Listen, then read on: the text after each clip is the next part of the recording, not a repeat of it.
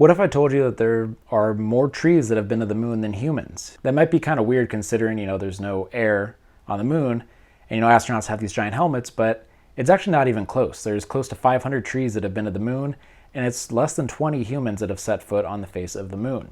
Today we're going to be talking about the story of the moon trees, how they ended up there, and the legacy that this continues to have, and why 2022 and onward is going to see the continuation of this plan. Humans have been obsessed with the moon for about as long as we can tell.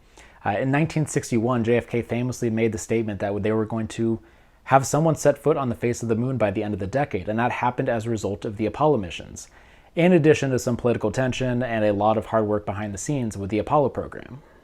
In total, there are 17 Apollo missions across 6 flights that landed people on the moon. In total, there are 12 astronauts that have set foot on the face of the moon. The Apollo mission that we're going to focus on today is Apollo 14 that took place from January 31st, 1971 and finished on February 9th, 1971. This crew had 3 men on it. Today, the person we're really going to focus on is Stu Roosa. Stu started his military service by being a part of the U.S. Forest Service as a smoke jumper. A smoke jumper is someone that is one of the first responders to a wildfire. They are dropped in via parachute into very remote areas of the forest and are the first responders to kind of judge the information and the resources that something like a fire is going to need going forward. It's an incredibly dangerous job, but it has some high accolades and a lot of respect from people that fight forest fires. And after this military service, eventually transitioned into becoming an astronaut and joining the astronaut program.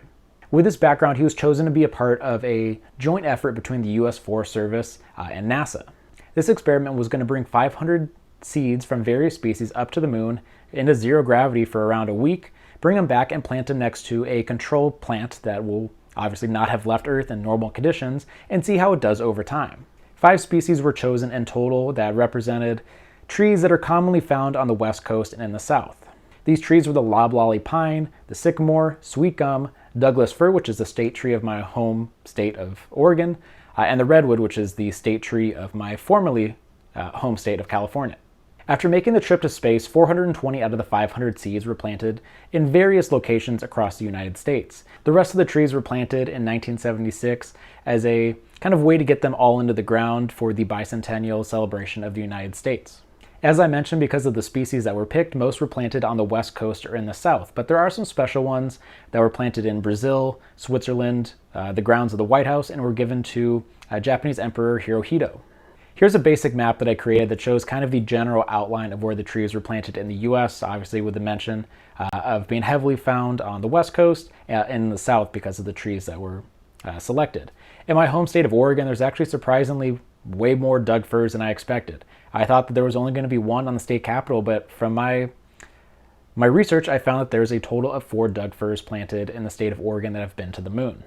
If you want more information and see how close you are to one of the moon trees, I've left a link to a website that has probably the best kept records of the locations of these trees, because even though this was a program that was put in place by the U.S. Forest Service and NASA in the 70s, there was not great records on where these trees were planted, and it's still a mystery where a decent amount of the trees were actually planted.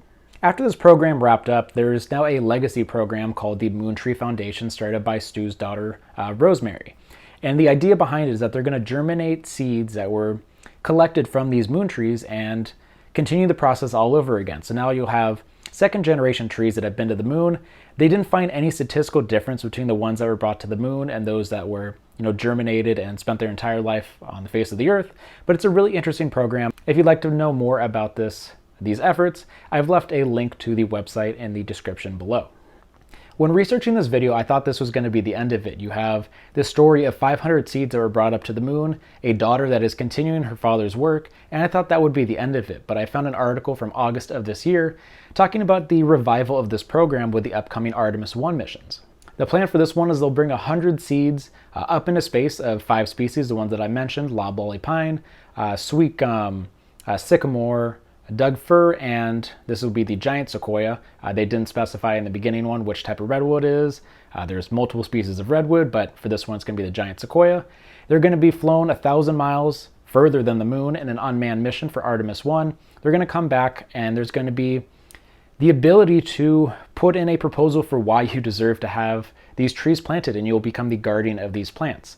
I'm going to make sure to have my company put in a proposal because it would be super cool to have this planted on our grounds and be, the owners or the guardians of the moon trees.